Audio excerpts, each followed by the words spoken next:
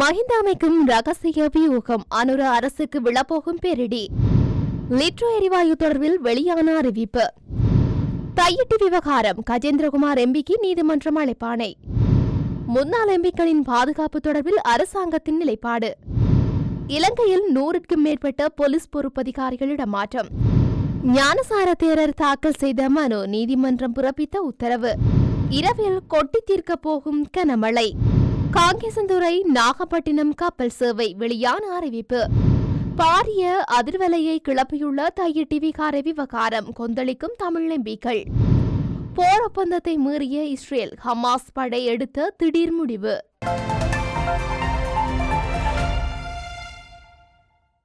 ஸ்ரீலங்கா பொதுஜன பெரமுனவுக்குள் ஒரு சிறப்பு கலந்துரையாடல் இடம்பெற்றுள்ளதாக தகவல்கள் வெளியாகியுள்ளது. இந்த கலந்துரையாடல் நேற்று காலை நடைபெற்றதாக தெரிவிக்கப்பட்டுள்ளது. மேலும் இந்த கூட்டம் ஸ்ரீலங்கா பொதுஜன பெரமுனவின் பொதுச் செயலாளர் சாகர காரியவசம் மற்றும் தேசிய அமைப்பாளர் நாடாளுமன்ற உறுப்பினர் நாமல் ராஜபக்ச ஆகியோரின் தலைமையில் கட்சி தலைமையகத்தில் நடைபெற்றுள்ளது. இந்த கலந்துரையாடலின் போது வரவிருக்கும் உள்ளூராட்சி தேர்தலுக்கான ஏற்பாடுகள் குறித்து இங்கு விவாதிக்கப்பட்டுள்ளது. இதேவேளை கடந்த ஜனவரி மாதமும் இதுபோன்று சிறப்பு கலந்துரையாடல் ஒன்று இடம்பெற்றுள்ளது. இதன்போது பொதுஜன பெரமுன கட்சியில் இருந்து விலகி வேறு அரசியல் கட்சிகள் மற்றும் குழுக்களில் இணைந்த முன்னாள் நாடாளுமன்ற உறுப்பினர்களும் குறித்த கலந்துரையாடலில் கலந்து கொள்ளுமாறு அழைப்பு விடுக்கப்பட்டிருந்தது. புதிய அரசாங்கம் ஆட்சிக்கு வந்த காலத்திலிருந்து ராஜபக்சர்களும் பொதுஜன பெரமுன கட்சியும் பாரிய அரசியல் பழிவாங்கல்களுக்கு உட்படுத்தப்படுவதாக விமர்சனங்கள் உருவாகியுள்ளமையும் குறிப்பிடத்தக்கது. இம்மாதத்திற்கான லிட்ரோ சமையல் எரிவாயு விலையில் எவ்வித மாற்றமும் மேற்கொள்ளப்படவில்லை என லிட்ரோ எரிவாயு நிறுவனம் அறிவித்துள்ளது. லிட்ரோ எரிவாயு நிறுவனத்தின் தலைவர் முதித பீரிஸ் இதனை தெரிவித்துள்ளார். இதேவேளை உலக சந்தை விலைகளுக்கு ஏற்ப நாட்டின் எரிவாயு விலையை திருத்துவதற்கான ஒப்புதல் பெறுவதற்காக பரிந்துரைகளை லிட்ரோ நிறுவனம் நிதியமைச்சரிடம் சமர்ப்பித்துள்ளதாக தெரிவித்திருந்தது. அதன்போது எரிவாயு விலை திருத்தம் தொடர்பான பரிந்துரைகள் இந்த மாதத்தின் முதல் வாரத்தில் நிதியமைச்சகத்தின் ஒப்புதலுக்காக சமர்ப்பிக்கப்பட்டதாக தெரிவிக்கப்பட்டது. எனினும் இதுவரையில் எரிவாயு விலை திருத்தத்திற்கான ஒப்புதல் கிடைக்கவில்லை என லிட்ரோ நிறுவனம் நேற்று அறிவித்திருந்தது. இவ்வாறானதொரு பின்னணியில் இம்மாதத்திற்கான லிட்ரோ சமையல் எரிவாயு விலையில் எவ்வித மாற்றமும் மேற்கொள்ளப்படவில்லை என லிட்ரோ எரிவாயு நிறுவனம் அறிவித்துள்ளது.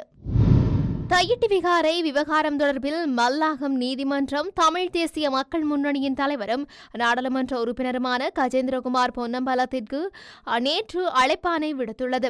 இது தொடர்பில் நாடாளுமன்ற உறுப்பினர் கஜேந்திரகுமார் பொன்னம்பலம் கருத்து தெரிவித்த போது ஜனாதிபதி அனுரகுமார் திசாநாயக்க தலைமையில் யாழ்ப்பாணத்தில் நடைபெற்றிருந்த கடந்த ஒருங்கிணைப்பு குழு கூட்டத்தின் போது மக்களின் தனியார் காணிகளை அபகரித்து தையிட்டியில் சட்டவிரோதமாக அமைக்கப்பட்டுள்ள திசவிகாரை கட்டுமானங்களை அகற்றி மக்களின் காணிகள் மக்களுக்கு வழங்கப்பட வேண்டும் என்று வலியுறுத்தியிருந்தேன். இதன் பின்னர் விகாரையை இடிக்க வாரீர் என்று நான் அழைப்பு விடுத்தது போன்ற விளம்பரம் வடிவமைக்கப்பட்டு போலியான விசம பிரச்சாரம் மேற்கொள்ளப்பட்டிருந்தது. இவ்விடயத்தை அறிந்து உடனேயே எனது உத்தியோகபூர்வ முகநூல் மற்றும் எக்ஸ் தளத்தினூடாக குறித்த செய்தி போலியானது என பதிவிட்டதுடன் ஊடக சந்திப்பிலும் போலி விளம்பரம் குறித்தும் எனது நிலைப்பாட்டையும் தெளிவுபடுத்தியிருந்தேன். குறித்த விடயத்தை மறுத்து எனது தெளிவுபடுத்தல்களை வெளிப்படுத்தியிருந்த போதிலும் இலங்கை போலீசாரினால் மல்லாகம் நீதிமன்றத்தில் வழக்கு பதிவு செய்யப்பட்டு 14ஆம் திகதிக்கு அழைப்பு கட்டளை எனக்கு அனுப்பப்பட்டுள்ளது என தெரிவித்துள்ளார். பாதுகாப்பு மதிப்பீட்டின் அடிப்படையில் சில முன்னாள் நாடாளுமன்ற உறுப்பினர்களுக்கு அமைச்சர் பாதுகாப்பு பிரிவின் அதிகாரிகள் தொடர்ந்து பாதுகாப்பை வழங்குவார்கள் என அமைச்சரவை பேச்சாளர் நலிந்த ஜெயதிச தெரிவித்துள்ளார். எனினும் அரசியல் தொடர்புகளின் அடிப்படையில் யாருக்கும் அமைச்சர் பாதுகாப்பு பிரிவின் பாதுகாப்பு வழங்கப்படவில்லை என்று அவர் குறிப்பிட்டுள்ளார். அதிகாரிகள் மேற்கொண்ட பாதுகாப்பு மதிப்பீட்டின் அடிப்படையில் மட்டுமே இந்த பாதுகாப்பு வழங்கப்பட்டுள்ளது என்று அவர் கூறியுள்ளார்.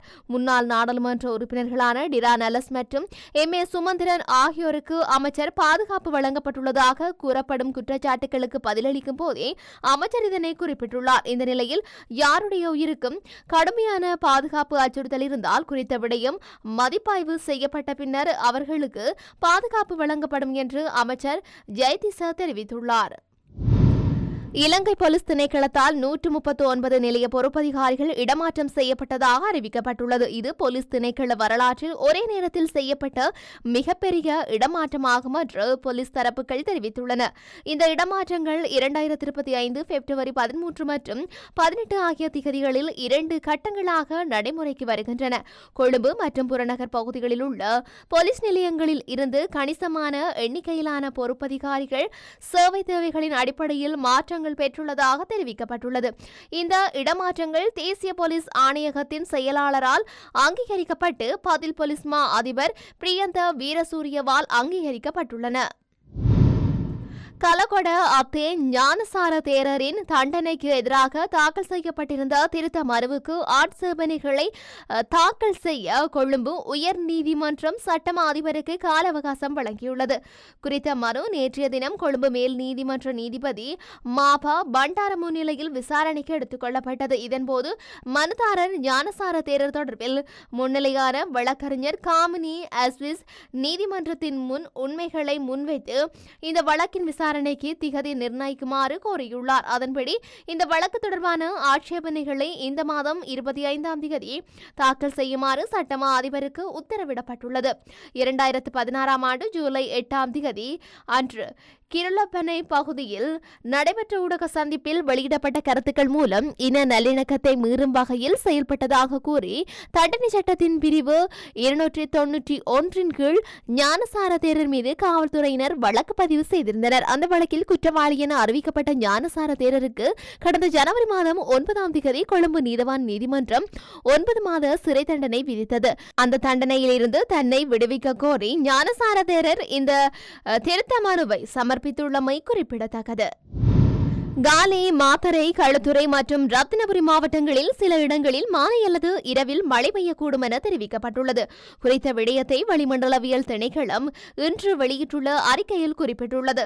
இதன் அடிப்படையில் மட்டக்களப்பு, அம்பாறை, மாத்தளை, பதுளை மற்றும் பொலனறுவை மாவட்டங்களில் சில இடங்களில் மழை பெய்யக்கூடும் என தெரிவிக்கப்பட்டுள்ளது. அத்தோடு தீவின்புற பகுதிகளில் முக்கியமான சீரான வானிலை நிலவும் எனவும் மேற்கு சப்ரகமுவ மற்றும் மத்திய மாகாணங்களிலும் காலி, மாத்தறை, பதுளை மற்றும் குருநாகல் மாவட்டங்களிலும் சில இடங்களில் காலை வேளையில் மூடு பனியுடன் கூடிய வானிலை எதிர்பார்க்கப்படலாம் என தெரிவிக்கப்பட்டுள்ளது. மேலும் இடியுடன் கூடிய மழை பெய்யும் போது தற்காலிகமாக உள்ளூர்மயமாக்கப்பட்ட பலத்த காற்று மற்றும் மின்னல் தாக்கத்தால் ஏற்படும் சேதங்களை குறைக்க போதுமான முன்னெச்சரிக்கை நடவடிக்கைகளை எடுக்குமாறு தெரிவிக்கப்பட்டுள்ளமை குறிப்பிடத்தக்கது.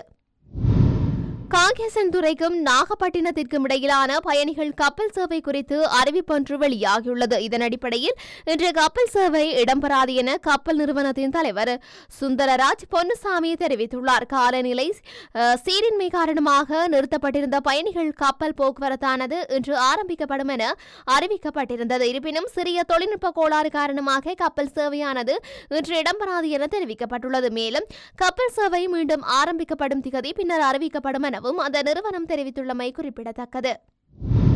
தமிழர்களுக்கும் சிங்களவர்களுக்குமான உறவை நிரந்தரமாக இல்லாமல் ஆக்குவதாகத்தான் தையிட்டி விவகாரம் குறித்து இதுவரை முறையான நடவடிக்கை எதுவும் எடுக்கப்படவில்லை என நாடாளுமன்ற உறுப்பினர் செல்வம் அடைக்கலநாதன் மற்றும் கஜேந்திரகுமார் பொன்னம்பலம் ஆகியோர் சுட்டிக்காட்டியுள்ளனர்.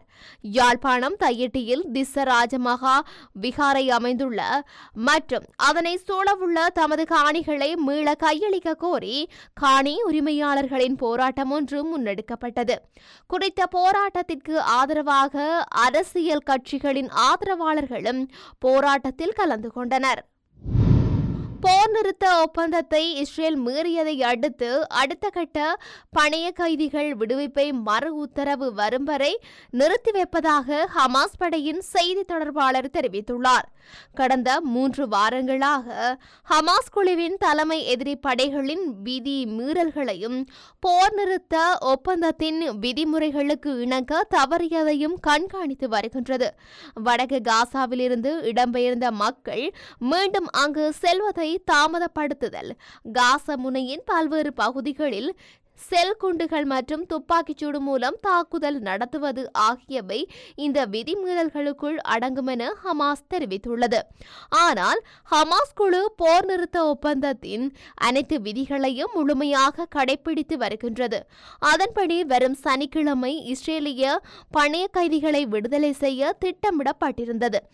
ஏறத்தாழ 15 மாத போரை தொடர்ந்து இஸ்ரேல் ஹமாஸ் இடையே ஜனவரி மாத இறுதியில் 6 வார கால போர் நிறுத்த ஒப்பந்தம் கையெழுத்தானது. அதன்படி பரஸ்பரம் இரு தரப்பிலிருந்தும் பணைய கைதிகள் விடுவிக்கப்பட்டு வருகின்றனர். இந்த நிலையில் போர் நிறுத்த ஒப்பந்தத்தை மீறி காசா பகுதியில் இஸ்ரேல் போர் நடவடிக்கைகளை மேற்கொண்டதாகவும் பாதிக்கப்பட்ட மக்களுக்கு போய் சேர வேண்டிய மனிதாபிமான உதவிகளை இஸ்ரேல் ராணுவம் தடுப்பதாக கூறப்பட்டுள்ளது.